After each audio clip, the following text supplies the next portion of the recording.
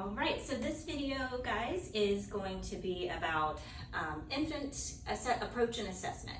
So I'm going to give you two videos, one on infancy and the other we're going to talk about early childhood or toddlers. Those are the two age groups that students have a little bit more difficulty with or a little more concerned with in doing your physical assessment. So we're going to talk about infants first of all and how you're going to enter the room, what your approach is going to look like. And infancy is a rapid stage of growth and development. A lot happens in that very first year of life.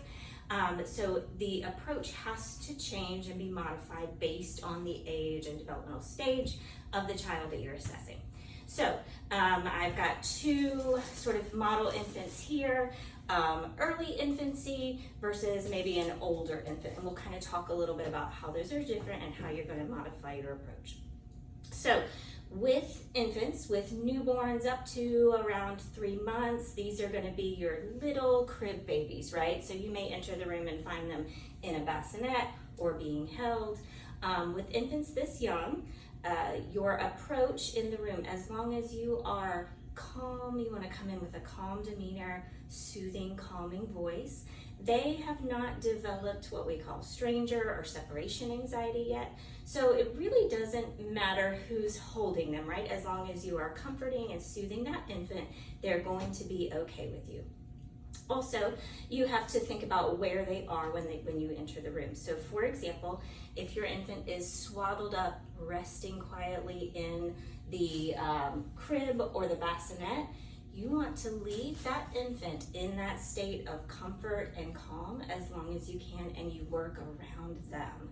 So unlike adults where you can move through a head-to-toe assessment and get your vitals in that order that you have memorized from your health assessment course, you have to think a little bit differently with children. So we have to do things out of order, and we have to think about what's going to make them the most upset. We want to be as least invasive as we can in our approach to the more invasive things that we have to get done. So if we were to walk in and see our infant is swaddled up and quiet, this would be a great time to look and listen to everything that you can. So entering the room, if a caregiver is present, we introduce ourselves. We're going to talk calmly so that we keep the vibe in the room calm and comfortable for everybody. And we are going to do as much as we can with our eyes. So an across the room assessment becomes really, really important in pediatrics. And what I mean by that is once you enter the room, you're going to be a detective and you're going to look for every clue that you can that's going to tell you how your patient is doing. Look at their behavior, look at their position, look at their skin color, watch them breathe when they don't know you're doing something to them. So you can do that out of the corner of your eye while you introduce yourself to the caregiver. Watch the baby. Then we want to move through the things that we need to do in our assessment that are going to require us to touch that infant.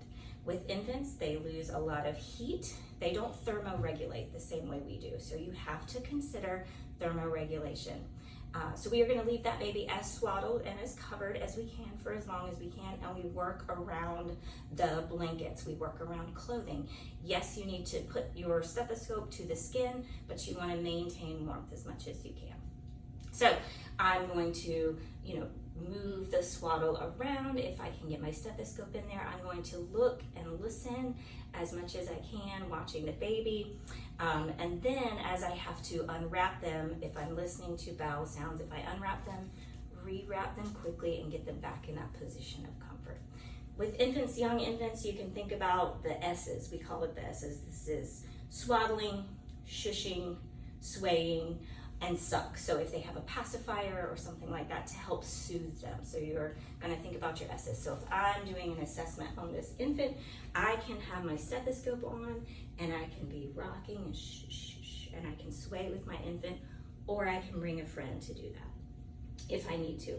If there are things that can be done while the infant is lying in the crib or the bassinet, I'm going to keep them there and comfortable as long as I can. So those are our early infants. Again, as long as I'm being calm and therapeutic in my touch and my approach, I'm going to be okay. Now, if the infant starts to cry or get upset, that's when we go to our plan B and we do things that are going to don't require as much quiet. For example, listening to heart sounds and respiratory sounds on a crying, upset infant is not going to give you a true data. So I may try to get them back calm, but it might be a good time where I could go ahead and they're already upset and do my temperature, do that blood pressure. All right, so then we'll move on to this young lady is an older infant. So infancy going up from 0 to 12 months, that first year of life. Once our infants approach around 6 months, they're going to start to develop what we call stranger and separation anxiety. So this is where it's really important that you build your rapport and your trust and you talk to your caregivers, because that is the person that this little baby is going to trust, right? So your caregiver is really important. You can utilize them to help you do your assessment. So with infants, once they become a little bit older like this, these are, the babies that can start getting ready to sit up on their own. They become very curious. They have purposeful movement.